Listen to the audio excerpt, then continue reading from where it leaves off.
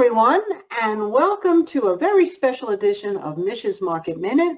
I'm Mish Schneider, Chief Strategist of marketgauge.com, and I'm really happy to be here with you today because we've got something really exciting to show you. For today, you may have already seen it on my charts that I show when I do videos for stock charts or in our dailies or in interviews I've done with Dave Keller, but calendar ranges are probably one of the most powerful tools to really be able to assess a trend. And particularly in January, the trend trade becomes extremely relevant, and this week even more relevant. And before I introduce you to Geoff Bish, I just want to say that Stock Charts has been our go-to platform. Basically, since I met with Dave Keller in the Money Show in Vegas in 2018. Since we've been using it, not only have they been amazing in terms of presenting our plugins, including the one we're about to talk about today, but they probably have the most versatile, cleanest charts around. I use it for everything, whether I'm making a presentation for the Money Show or doing a daily or having an interview globally. Stock Charts is my go-to. And for you guys, you have such a myriad of options. Not only could you see comparative information like what they do every day in terms of the end of day stuff, but throughout the day with live updates, the charts are easy to follow. They're easy to put in.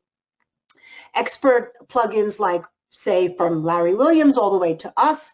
And also really basically, I think the biggest thing about it is how easy it is to manipulate and how user-friendly it is for everybody from the novice to the most experienced trader. And basically at this point now, I've tried a lot of different platforms and I have not seen anything that I find superior to Stock Charts. So with that, I'd like to introduce you now to Geoff Bish.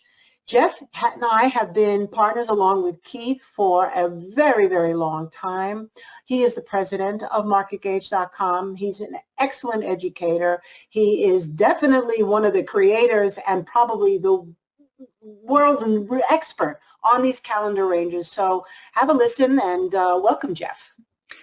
Thanks, Mish, and thanks everyone for having me here. First of all, I have to say that I am definitely extremely passionate about this whole idea of the calendar, and I'm not alone in this. The calendar has influence. Many of you probably already believe this and understand it, but for those of you who may be wondering, think about this. Every time we start a new year, it's a huge reset emotionally for investors and for you in your life. Investors' outlook often changes and frequently changes dramatically, and we're going to show you examples of that in case you didn't remember 2022 and 2023. And if you think about it, the performance benchmarks always change. The market looks at performance based on year to date, so like it or not, everything changes as soon as that calendar flips. I've heard the phrase, it's like an inning in baseball, referred to a month of the year. I didn't make that up. Actually, I got it from Boone T. Pickens, if you really want to know. And if you think about financial reports, they focus on quarters. If you think about how analysts and the media and we as investors think about the year, it's often the first half and the second half.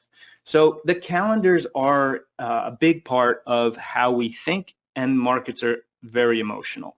But who cares? Like, how is that going to really help us? Well, hopefully what we're going to show you in this presentation is that these calendar ranges, which we're going to start with a really basic definition of the calendar range, which is what we'll refer to as a January high, it'll be a green line, and a January low, which will be a red line, and a July high and a July low. And these are not the entire month. They are formed about the middle of the month. It depends every year, the exact day. And when you look at these two levels, it can give you incredible insight into which way the market's going to go. But the bigger picture here, before we dive into the charts, is that we use these to be able to answer the questions of who should I believe or what should I believe when all these different predictions and projections come out. Let the charts tell the story, and they will do that if you look at these calendar ranges. And when you let them do that, you'll know when to trade, you'll know what to trade. And I think it's going to be really clear when we start looking at these individual charts. So Mish, let's dive right into the charts, starting with the SPYs in 2022. So as Geoff just mentioned, 2022 was a classic use of the calendar ranges, keeping you on the right side of the market, especially as we look at the S&P 500.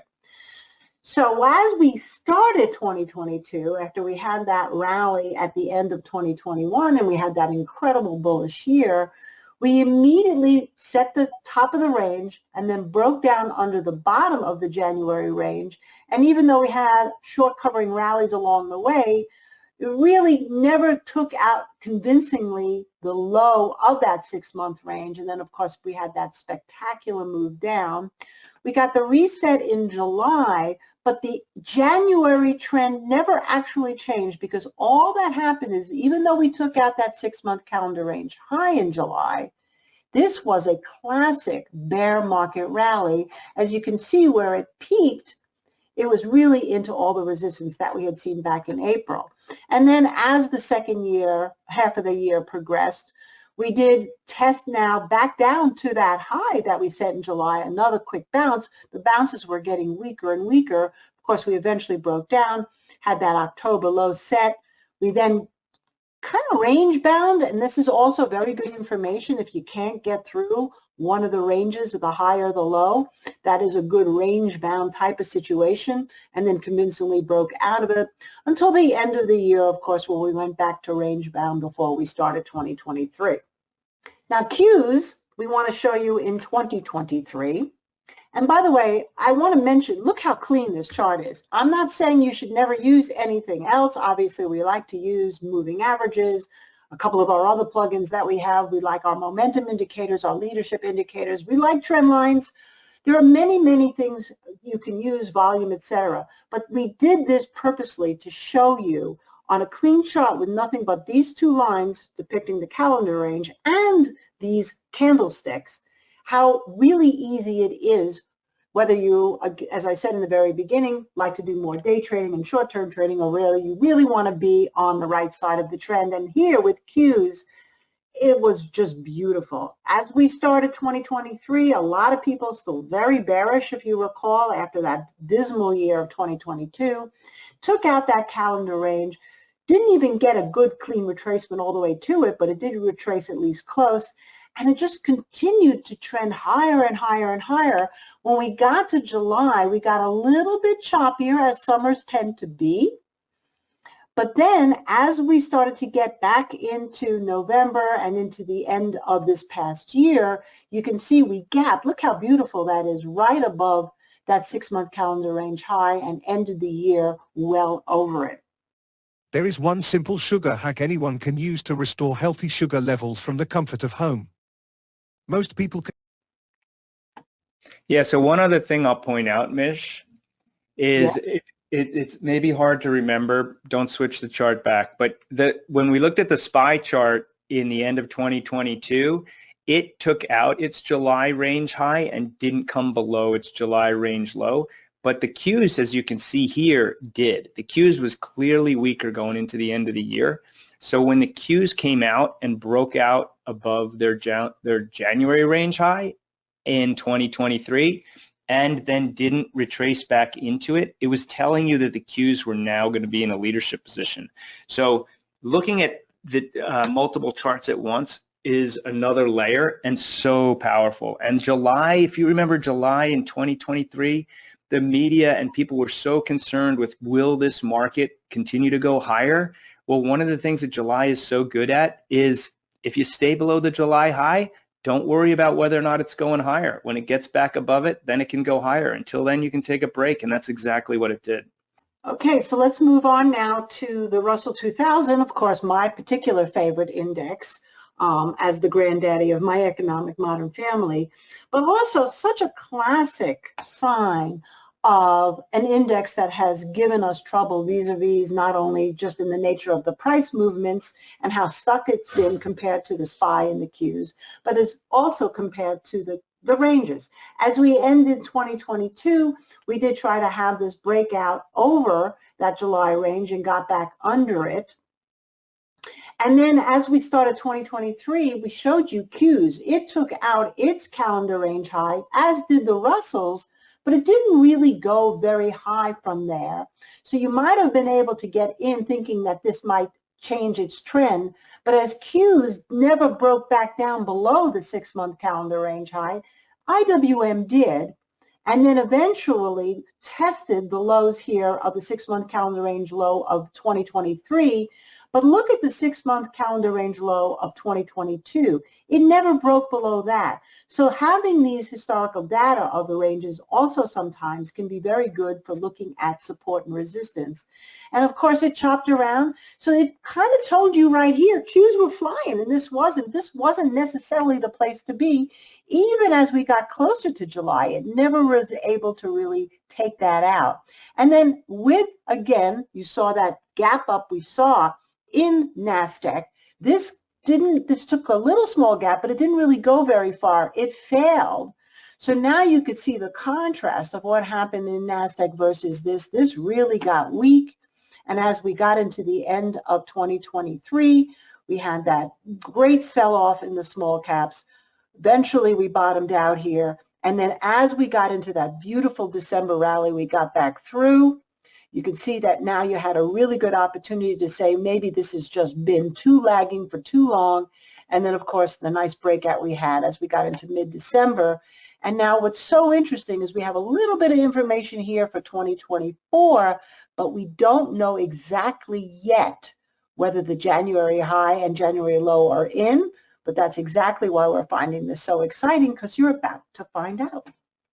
Now, we wanted to give you a little bit of a historical data on the Russell, and Geoff, please feel free to chime in here, but we're going to go back here to 2019. Geoff, you want to? Yeah, so if you remember the chart from a second ago, it was pretty much a mess, as Mish was explaining. But if you look historically, when the IWM trends, the rules can be as simple as if you're above the green line, it's bullish. If you're below the red line, you're bearish, and expect that the market is going to find resistance at these levels. And that's how you identify where the market might pull back to or where the market might break out from. And if you look at even IWMs, which we're telling you in 2022 and 2023 that they just weren't ready to trend based on the way they were acting around these levels. Look back in history, it works here too when they're trending. Yeah, I mean, and this obviously was the COVID crash, so look how clean that was. And then in 2021, obviously the growth stocks were still the place to be, but even the Russells finally took a really nice rally at the end of 2020 into 2021 when obviously all the QE was starting to happen. So there you go. But really, again, you know, in 2022, it's been negative and we're still waiting for this to be the next trend changer. But until we see it in the counter ranges, you know, stick with what's working. Which brings us to gold. Now, of course, I love trading gold. I've been trading gold forever, but in particularly the last few years since COVID, gold has been such an interesting instrument in so many levels. It's still relatively undervalued, obviously, if you take a look at growth stocks in particular. But again, 2022, we had this sell-off. And then as we got into the end of that year, gold started to rally, even though some of the other instruments hadn't. So this was definitely not only an early reflection that maybe rates were starting to top out, but also it was becoming a little bit of a flight to safety. So as we got into 2023, we started out strong, but then we broke down a little bit as we were stuck with some nagging inflation numbers back here. And so the fear, of course, that the Fed was going to raise the rates. But it doesn't even matter. Even if you didn't know any news and you never listened to news, you could just see with this gap lower, gold was going to have some trouble. But again, look at how beautiful it was from the July range from the past year to the lows that it had in 2023. This is where we started buying it back again because we could see the support was great, the gap up, then we took that out. And even though it hasn't had quite the spectacular moves of some of the other instruments, it has been really telling you that, okay, maybe now time to step aside a little bit, another one of those fake breakouts, and basically choppy, which is what gold has been until we got to the end of 2023 when we finally had that nice rally. And again, I'm so excited to see what the January range will look like, because I think it could be as simple as, if this time near these all-time highs and a January calendar range, we get through it, it might be a pretty obvious follow. And if we can't get through it, then it might be just telling you that gold's not the place to be. I can tell you that the way I'm going to look at gold, and I'm not as passionate a follower as most people, it's really easy now. We're going to get a January range that low. If we're above that, I can be bullish. If we get above the high, I can be really bullish. It's going to be a major monthly breakout. But below it, I don't have to listen to what anybody's saying. I don't want to be involved, because I don't have to wait very long for a high relative to the January range to be bullish. So won't even bother. Yeah, and actually, I mean, if, in terms of, I've traded around a long position that we started at the end of December based on the calendar ranges and added here. But I've added even more, and so quite honestly, based on what Geoff is just saying, even I, Miss Gold Bull, will probably get out of the position if it breaks down under that calendar range low, and then step aside and wait to see what happens. It's easy to know when it's going back up. When it breaks out. Well, here we have a classic, right? So this next slide, of course, is really showing you what gold looked like if we go back to 2016.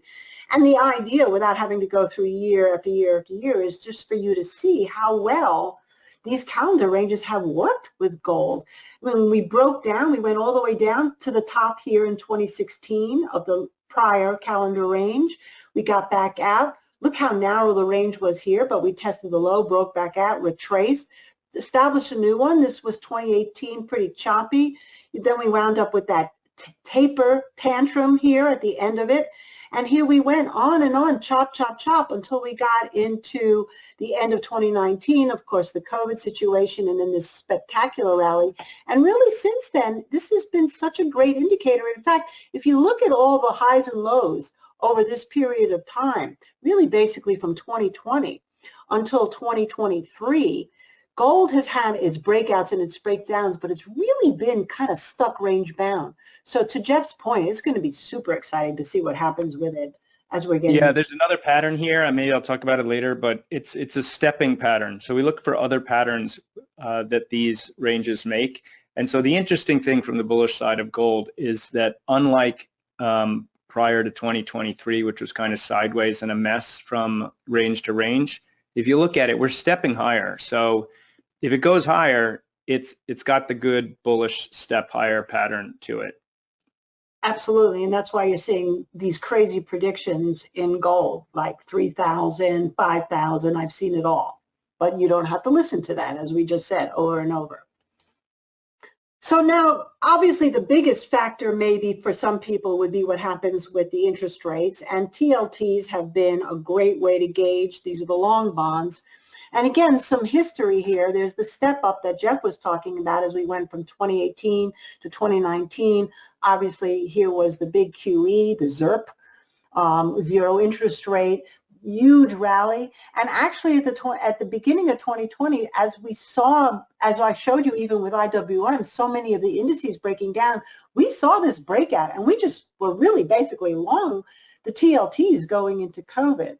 But as you can see in history, as we got into 2022, even though we got chopped around here at the end of 2021, people started to realize that we can't keep or sustain these low interest rates. Here was that classic sell-off. And again, a little bit of a short covering, but we really stayed very, very much in a bearish trend in the TLTs. 2023, again, people were just so uncertain what the Fed message was going to be. And then people got nervous again about the Fed obviously getting more aggressive to the upside. And now again, here we are. So it's going to be so interesting to see. Forget about what they tell you that they're going to cut. They're not going to cut higher for longer. You'll be able to see, I think, with the calendar ranges pretty clearly what the next steps of the Fed is going to be. Another big pattern to watch out for, just quickly, beginning of 2023, you'll notice it spent the whole first half inside the range. That doesn't happen very often. When you get something like that happening, expect a big move whichever way it breaks, and we definitely got it. Yeah, and the longer something trends within a trading range, the longer the more powerful the breakout or the breakdown is, as you can see here when it finally takes out that range. That's something I really watch for establishing positions. Now, Apple had also, again, in 2023, as it started the year after the disaster, it actually outperformed the market for a while here in 2022. But then it became range bound at the end. People were very uncertain about what to do even with this spectacular growth stock. But then here we go. As the Qs were breaking out in 2023, so was Apple. I mean, you couldn't have gotten an easier long position. I mean, literally from just under 140 to its peak up at close to 195. This is the kind of stuff that traders just dream of happening, and this told you what to do. And now, of course, it got a little bit dicier as we got into 2020, the second half of 2023, that gap down. And since then, Apple's been under pressure. We had that one move here along with the end of year rally, but as we're getting into 2024, Apple's going to be a really good one to follow. Notice this calendar range low here so far has been good resistance as we're into 2024. So as we get a new reset, it'll be interesting to see if not only we take out the January high, but we get back above this area of about 184, which seems to 184 or 185, which seems to be pivotal. Now, Tesla is another, so all these charts we're showing you, these are the big movers. This will work, by the way, on any instrument that you like to trade, whether it's a currency, it's a future, an ETF, an index, a particular stock. It works for every instrument. So we're just showing you, obviously, the big ones because they often tend to trend trade with velocity and with volatility. So here's the case here with Tesla. So again, 2022, we sort of had a counter rally in July, but once it broke down back under that July calendar range high and then low, while the rest of the market was really starting to ease up and come back, this was continuing to go down. 2023, we had that great move up as we took it out along with the rest of the market, but it's been the end of 2024 that's been really interesting to me because we broke down under that 6-month calendar range low. We tried to get through it, and in the most recent rally, and by the way, this is when analysts came out and upgraded this stock. Every analyst on the sun was upgrading this stock. We were saying that we think Tesla and the EV space was probably the worst place to invest. And look at how it just got right to test that 6-month calendar range low from last July. And now here we are. So this will be another one to really see what happens as we get to reset and what the next direction of Tesla is going to be. So I'm just going to point out my comment earlier about July and saying, if you wanted to know if July was going to rally into the end of the year, the second half of the year, just look at the July calendar range high. Here's a perfect example. If you wanted to buy Tesla in the second half of the year, all you had to do was wait for it to take out the July high or at least come back into the July range, and it just couldn't do it. It's telling you there's something wrong with that stock in the second half of the year. That's just the way the market looked at it. And now, January trend trade, I'll talk about that a little bit later. This thing is just a bearish. It sure does look that way. And the last chart we're going to show you here, I think, is probably maybe the most interesting of them all right now because it's just the hottest topic with the approval of a spot ETF in Bitcoin. But obviously, this is a Bitcoin related to the US dollar. But again, look how beautiful this is, right? So we got the end of 2022, we were trading underneath that calendar range low. And then you can see here that as we took out 2023 high, we kind of stopped for a while at the previous calendar range high, chopped around, and then once we took those highs out and the prior calendar range high, obviously we did it right here, right away. This is really when it started to consolidate at higher levels. This is what we call an accumulation, like a step up, kind of like what Geoff was telling you before about some of the other instruments. And then again, in July of 2023, look how narrow the range was for Bitcoin. That was unusual. So once it broke down under that range, we had that nice little sell-off until again. Now look here. I mean, this was another example. First, we got the nice sell-off to the downside after a narrow range, but this move up. I mean, it was kind of a no-brainer. You just bought it. Once it cleared back over, say, 32,000, and it got all the way up most recently after the news on the spot ETF, close to 50, didn't quite get up there. What you see here that you haven't seen in any of the other charts is the 6-month calendar range high and low for January, because this is a 24-hour trading instrument. So this is how timely this lesson for you guys are, and getting the plugin is for you guys, because right now you can see that whether or not Bitcoin breaks out to new highs or has to have more correction, we'll know that very, very soon, right, Geoff? Yeah, not only that, it's lining up pretty nicely right now with 40,000. So in and around there is going to be the low of the correction with the January measure. Well, actually, I kind of lied to you, because it said that I had no more charts left. But well, I'm sorry. You know what? We'll have to cut that out. Yeah. So this, I'll take it from here. All right. So okay. So after unless you want to say something about Bitcoin.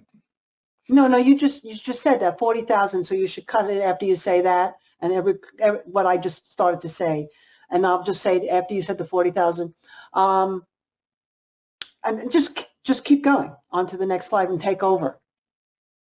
Yeah, but you probably should transition to me. So I said 40,000, and then why don't you say, all right. I got it. I got what to say. Okay, so after you said 40,000. Okay, so we hope that really kind of gave you a good, brief idea of just how simple and powerful these calendar ranges are. Geoff's going to show you now how you can put it on your charts as a stock charts user. All right, so as Mish pointed out right from the top of this presentation, stock charts is amazing when it comes to making things simple. So getting these indicators on your charts is as simple as, one, having ACP, and two, buying our ACP plugin. Now we've got a couple of them, and the one we've been talking about is over here on the left. It's called Opening Range. We've been talking about 6-month calendar range. You'll see monthly there. You'll see intraday there. I'll talk about that in a second. But all you have to do once you have it is select it, and it'll pop right on your charts. So there really isn't much of a technical introduction that's needed.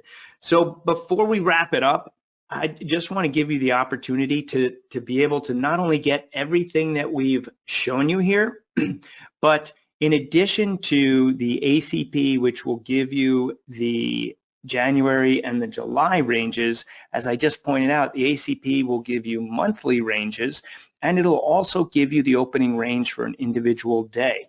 Now that's a lot of stuff. And in order for us to even cover the extent to which calendar ranges can help you, we've got a course called Calendar Ranges Training and the January Trend Trade. Now you're going to get that as part of buying the ACP when you decide to do that. In the past, the calendar range course has gone for as much as $1,000, so that is a great deal. And we go into great detail of all the things you can do with it, because as you've seen me pointing out, these two lines are just the start. It goes way beyond just two lines drawn in January and July. You heard me just say earlier that there are different patterns, the step-up pattern, looking at how one market is trading relative to its ranges versus another market trading to its ranges can tell you a ton about which way the overall market's going to go, and whether you want to be in Tesla or Apple or any other instrument. And when you use it on a monthly basis, it's not the same as the big ranges that we're showing you, but it does the same thing in terms of tells you where you can get in, where you can get out to trades. It also has what I refer to as the January trend trade. And the January trend trade is literally a focus on which way is January going, who do we want to be focused on in terms of stocks, ETFs, markets, and jumping on the trends that start early and being aware of which ones are failing and have the opportunity to do reversals. With the January trend trade and the training, there's specific rules for entering the breakouts and reversals. So all these lines we just showed you on the chart, they're as easy as that to use, but we do get specific on exactly how to get in, how to get out. All you have to do is go to marketgauge.com/stock charts-ranges. That'll let you sign up to let us know that when you get your ACP, we'll be able to give training and some other bonuses. Should be really straightforward. If you've got any questions, feel free to reach out to us at marketgauge.com. We've got live chat on all of our pages to help you in any way we can. And I'm really excited for anybody who has never seen this stuff before, because it never ceases to amaze people the more they look at it. Keep it simple. You'll be impressed. Thanks, everybody, for your time. And I just want to end by saying thank you, Geoff, for joining me today. Thank you guys for listening. Know that in addition to any of the information that we can send out to you, I, of course, continue to do my videos for stock charts, whether it's your daily 5 or these Mish's Market Minutes or my interviews on Final Bar, or even with my daily blogs. I will constantly refer back to the calendar ranges as they remain relevant, along with, of course, some of our other plugins and other types of good old chart analysis.